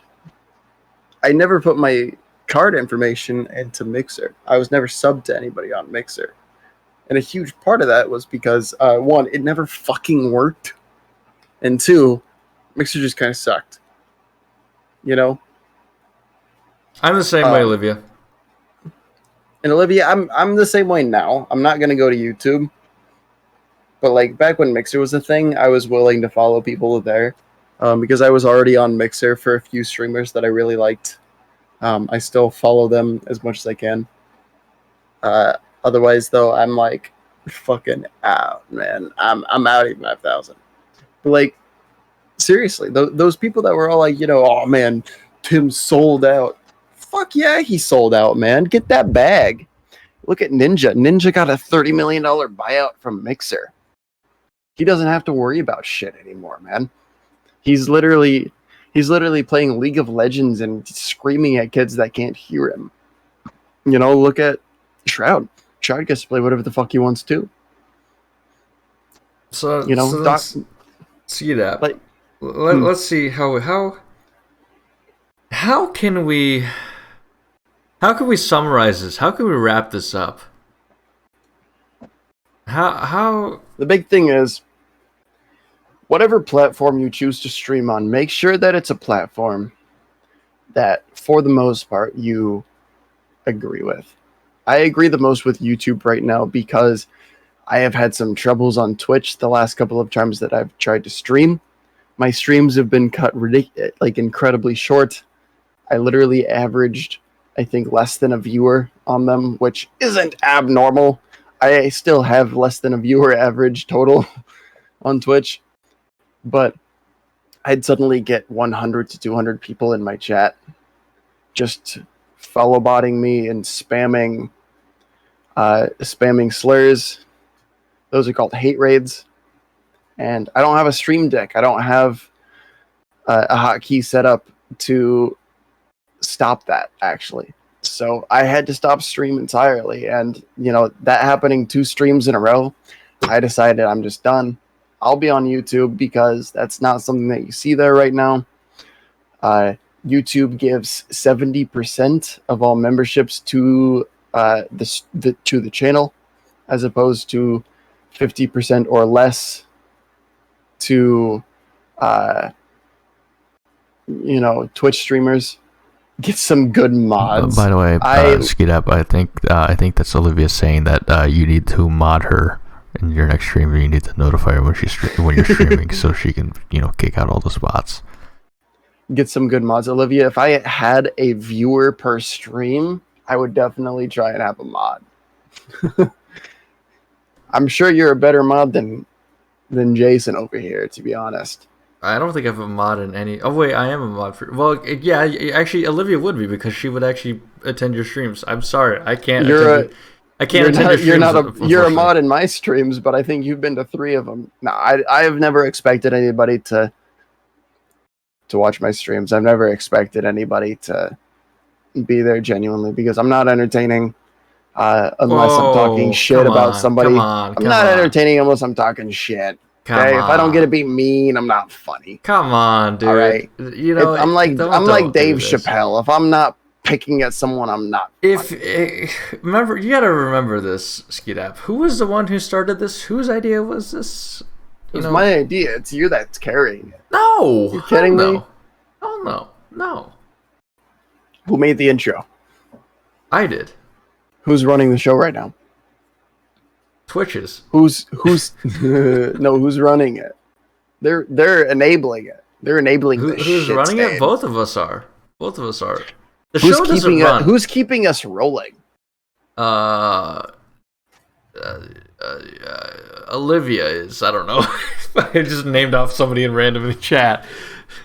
Actually, no. I changed my mind. It's not Olivia. It's the Sheet App. The Sheet App has been running this. Right. The Sheet App is our producer. Don't blame me for this shit. No, I'm not blaming you. We can't blame you. I blame Jason for this shit show. Yes, you have enabled me. But the most important thing to remember is support streamers. It doesn't matter what platform they're on, whether you agree with the platform or not. They're going to make money. Literally, only Facebook Gaming is now making money for the next, I think it's like 9 months at this point. And they're only not making that money because they're trying to entice streamers to come onto their platform, which it sucks. Don't go. You use your real Facebook account.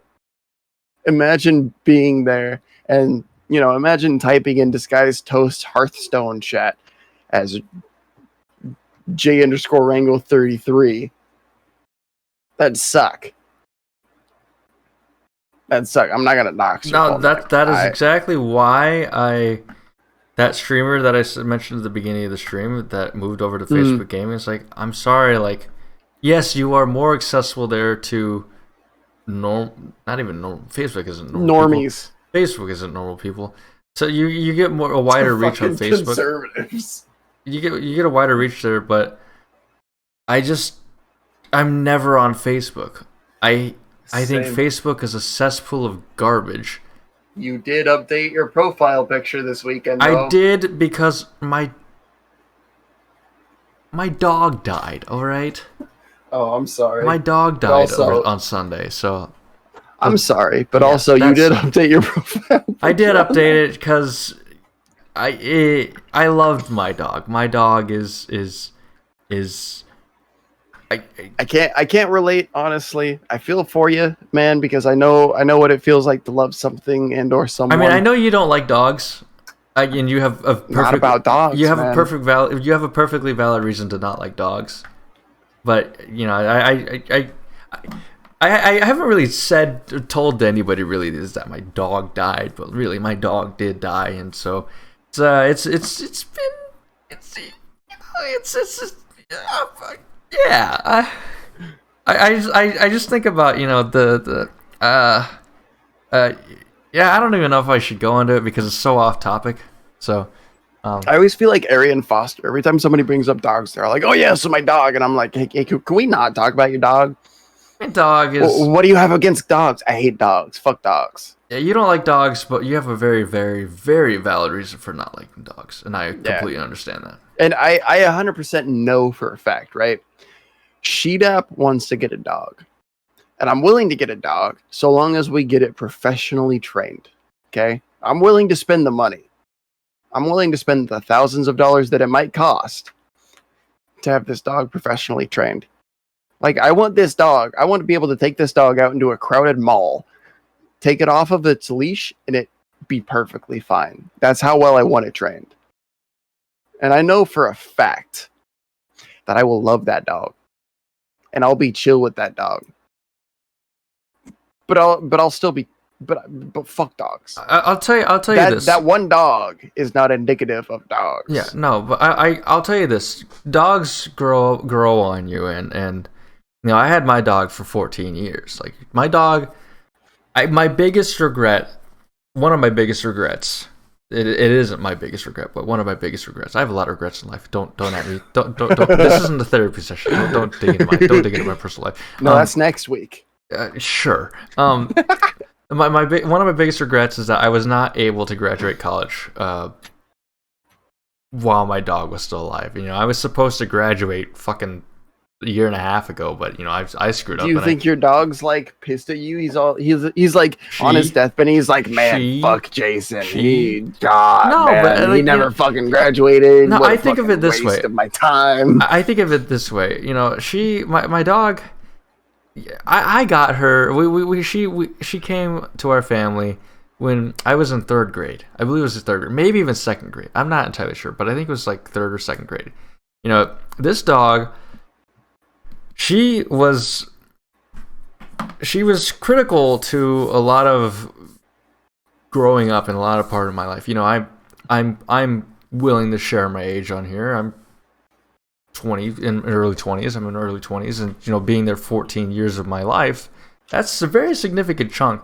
You know, she was there for like half of my elementary school, all of my middle school, all of my high school, and 4.5, 5 years of my college. So like, she's been there, and she's seen a lot of people. And I specifically remember during the pandemic last year, I was taking her out for a ride. Was I supposed to be outside? Probably not, because Illinois was a stay-at-home order.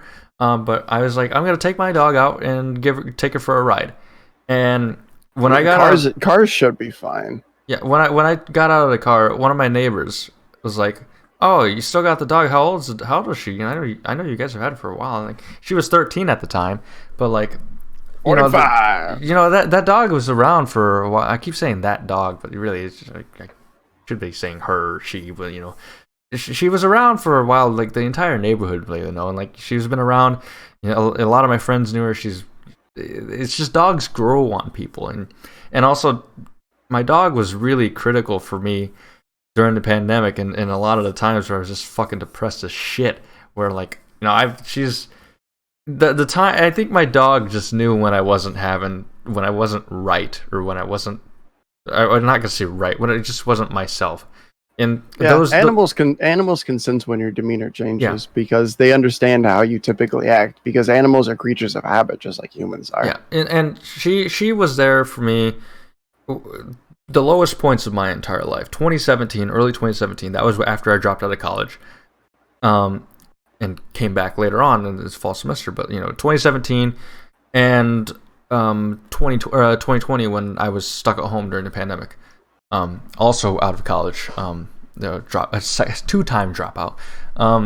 Damn, overachiever. Yeah, two-time dropout. My life wasn't good, so that I needed to drop out. But hey man, you're back. You're back in it though. So yeah, technically, I'm gonna call you one of the world's greatest overachievers for that. Sure, I guess we could call it that. I guess I'm too stubborn to fully quit.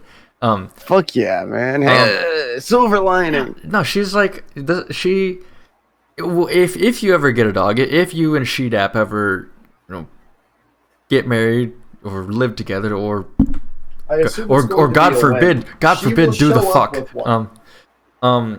She will show up with a dog. You will understand that these dogs are just kind of they.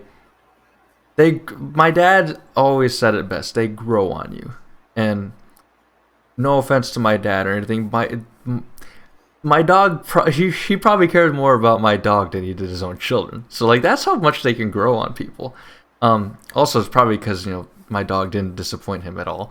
So that's another thing. So I think about this. I think about she was there. She was there for really when I was like trying to just do something with my brain, not very positive, when I was trying to self-destruct and everything like that. She was there hanging around me all the time and just sleeping with me every night, just always, everywhere I went at night, she would just try to hop into the bed with me because she's a little small Shih Tzu mixed multi. She's a very nice dog, but still like that's my whole thing about my dog. It's not the easiest thing, but it happens. Sure. It's. I told the vet this. When you have to prepare yourselves for these moments. Yes. Oh, hi, doggy. That was so fucking odd. That was so fucking odd. What? Oh, hi, doggy. Yeah. Oh, hi, doggy. I don't know where it's from The Room. Okay. Best movie of all time, The Room.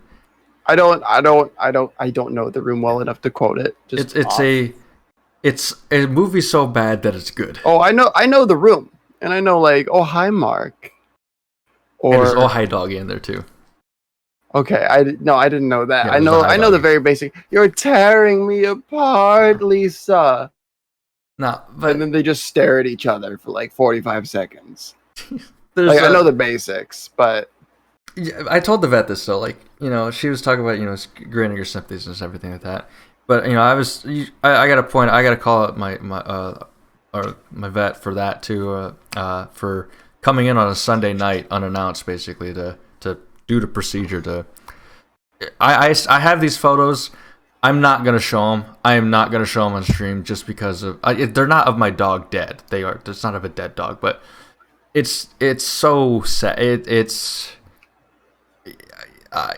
It's difficult to look at, to see this dog that was once full of life that of just laying down in the parking lot just waiting to die. It was horrible, and it sounds like I got hit by a car. No. I don't know exactly what happened because I was out of town when it happened, but I know that her condition rapidly decreased when I over the weekend, and luckily I was there. I had to cancel some stuff that I had to do Sunday for this, but yeah, but no, I gotta thank my vet. I gotta thank the vet for really taking time out of the day to perform the procedure.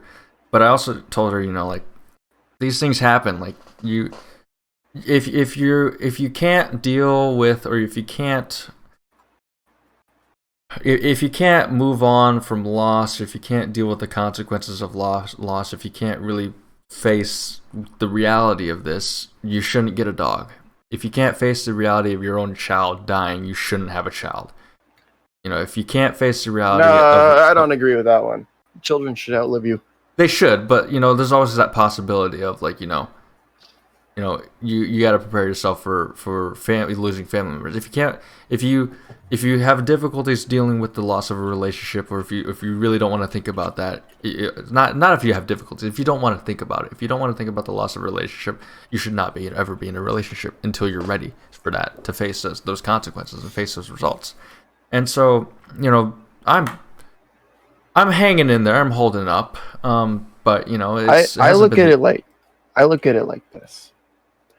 One of my favorite music artists right now is Elenium. Those of you that watched the show last week saw that I wore his latest jersey from the trilogy. What do you call it? Concert. On his album Ascend, he has actually an entire song. It's 59 seconds of a monologue from Robin Williams. Oh man. And everything that you've been saying has reminded me of it. It's the park bench scene from Good Will Hunting. I have a story about that, but I don't want to share it. I'm not going to share it because and it starts with and it starts with, and if I asked you about love, you'd probably quote me a sonnet. Mm-hmm. But you've never looked at a woman and been totally vulnerable, knowing someone could level you with her eyes, feeling like God put an angel on earth just for you, who could rescue you from the depths of hell. And you wouldn't know what it's like to be her angel and to have that love for her, to be there forever, through anything, through cancer. You wouldn't know about sitting up in the hospital room for 2 months holding her hand because the doctors could see in your eyes that the term visiting hours don't apply to you. You don't know about real loss because that only occurs when you love something more than you love yourself. I doubt you've ever dared to love anything that much. And hearing you and other people talk about losing their pets is exactly that. No, it's not exactly the same as, losing, a significant other. I have experience with that though too. So, but I can confidently say that I have experienced love like that, and every day I get to experience love like that, and I'm very lucky. But that's what a pet's love is like. It's unconditional. Yeah, I mean, it is conditional in the sense that you give them food, and that's about all it takes for most pets, to be honest. Dogs are built differently than cats, though. Cats only love you if they give them food. Dogs will love you no matter what. Food, pets, and play. Those are the 3 things it takes for a pet to love you unconditionally. And the third is what's usually missing for cats. But it's interesting. That scene got me in the feels too. Robin Williams has a lot of scenes that really catch you off guard. I think when I was a kid, I cried at Battle of the Smithsonian, the third one, or not Battle of the Smithsonian. Sorry, Night of the Museum. Night of the Museum, the third, whatever the third one was called. When Teddy Roosevelt goes to sleep for the last time, and he says to Ben Stiller's character, he says, "On to your next adventure." And Ben Stiller says, I don't know what I'm going to do tomorrow. And Robin Williams says, how exciting. And that always got me. And that's part of the reason why I never fucking planned for anything. Because I'm all like, how exciting is it to think like, I'm going to do this today. That's it. That's what I'm doing today. Robin, that scene that you just talked about in Night of the Museum is a very, very real thing that people experience. So, like, I don't know what I'm going to do tomorrow. Or it's the whole surrealness of too many times. Everything's turned upside down. Too many times in my life have I experienced waking up the next morning and just thinking, did that just happen? Did this really happen? Like, and just being confused and utterly lost the next day. So it's a real thing.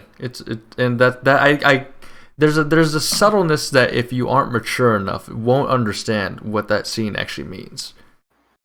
And I've always taken it as, and I know that I take it to the 100% extreme. I don't plan. I hate planning because it's more exciting to fly by the skin of your teeth, take the punches as they come, and just have fun with it. Yeah, it can be stressful at times. But that's how it is. And in my mind, it's the same way with loving something and having something love you back. You know, people talk about their pets dying and how they love them. People talk about their careers and how they love them. And how sometimes careers die and it absolutely just destroys you. But then, you know, you get those people that find a way to take their career that might be dying. It might just need something new for it to continue going in the direction that they go, and they find a way to do it. Like that streamer that you were talking about did with Facebook gaming. I'm sure that was the new thing that he needed. Oh, you know, most definitely. Dr. Lupo getting a big contract to stream exclusively on YouTube. I'm sure that it's what he needed to continue his career in the direction that he needed it to be. Wanted it and needed it at the same time. Tim the Tatman. I'm sure Cloaksy will follow Tim the Tatman just because I could see him literally saying, "Hey, Clock, hey, we're going to YouTube. Come on, let's go." And then affiliate number 5,083 is like, "I love you, Twitch. I'll never leave."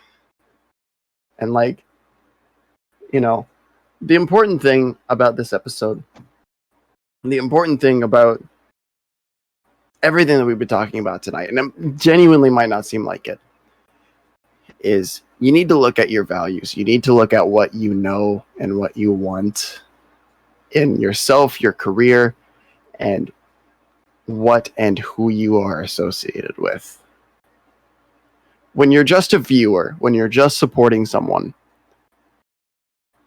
it doesn't matter.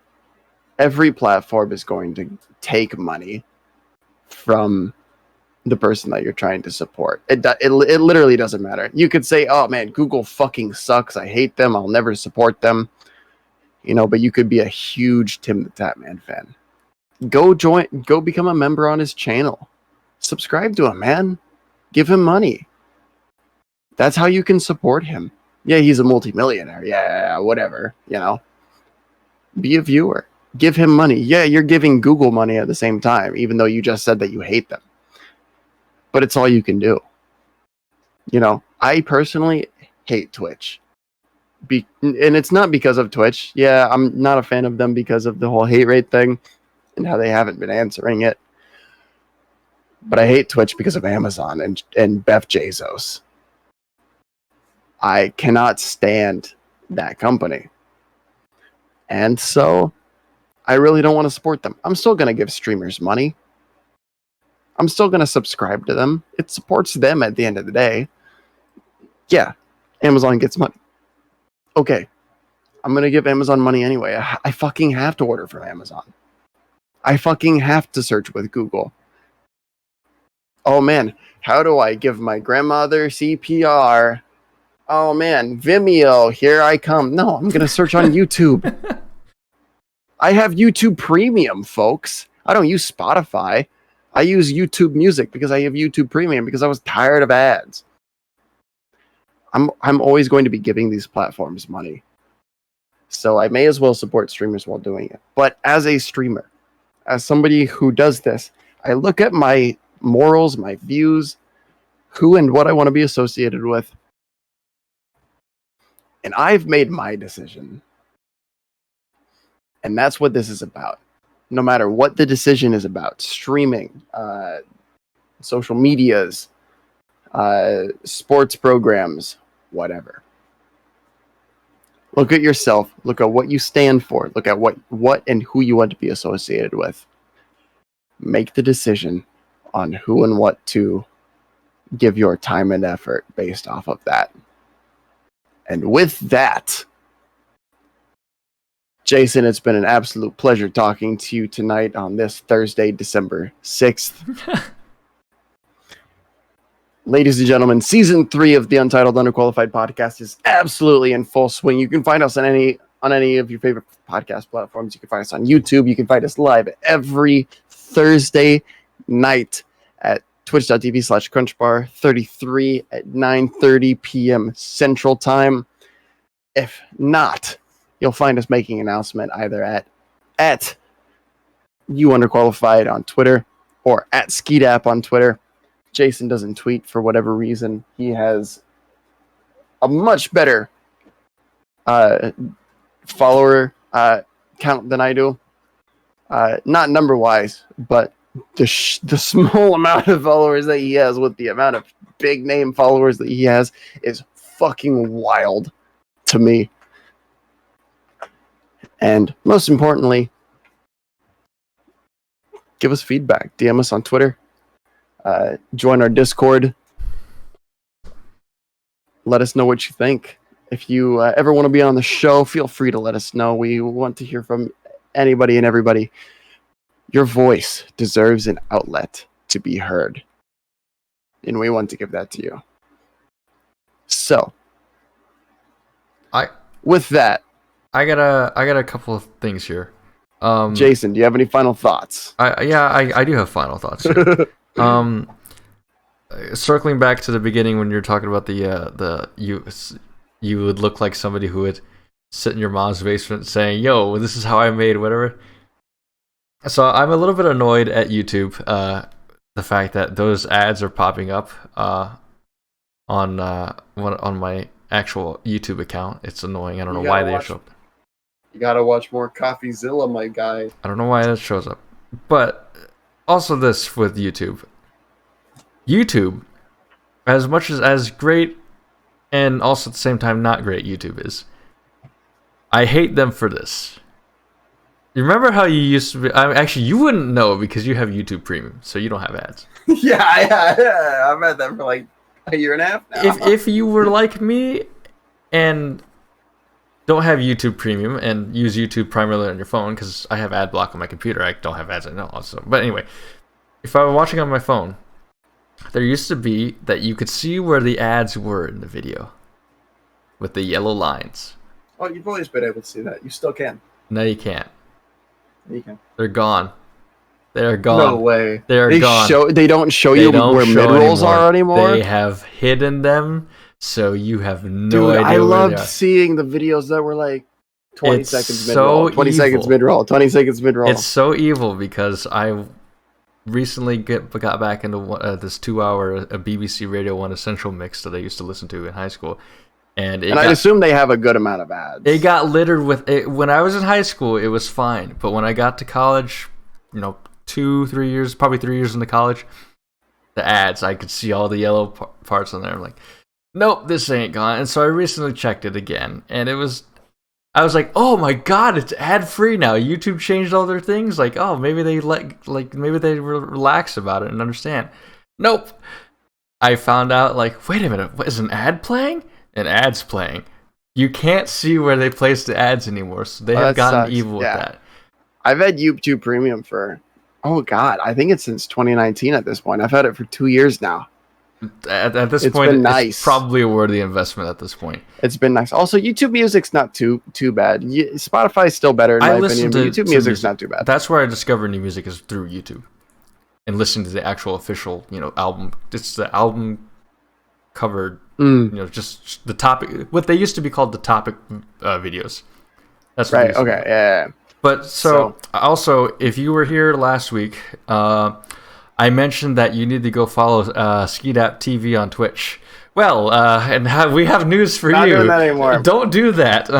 Just keep an eye out for I would instead say follow at Skeedap on Twitter for any announcements, because, like I said, I am transitioning currently in the process of transitioning into a larger role, into a leadership role. Yes, and at this current moment, everything still seems like it's going to be, we're still going to roll everything with season 3 and everything. It's just fine. But there is a chance that it will have to be on my channel, yes. And make sure to follow my Twitter. Sorry, I'm just going to speed this up because I really have to pee, actually. Take it away. There is a chance that there might have to be episodes that happen on my YouTube channel, now that it will be live streaming on YouTube exclusively. And I I will announce on Twitter when that channel is finally up and fully going. And make sure to follow me at Skidap or at J_Wrangle33 to make sure that you know when that is happening. Because those episodes will be few and far between, one would assume. But at the end of the day, we want to make sure that we're bringing you guys the best content that we can. And without you guys here, without you guys participating, we can't bring you that content. Because tonight went absolutely off the fucking rails, like usual, because of chat. And that is what we love. For those of you on Spotify or Apple Podcasts, whatever platform that were listening to us, and you were all like, what the fuck are they talking about? Fucking Seba Reba shit. Member of our chat, you want to join? Come join us. 9:30 p.m. Central Time. Twitch.tv/crunchbar33. And with that, I only have one thing left to say. And I think that Jason and anybody that watches this regularly can guess it. Roll clones. And roll credits. Hope to see you next week. Bye-bye. Have a good night. Take care. Stay safe.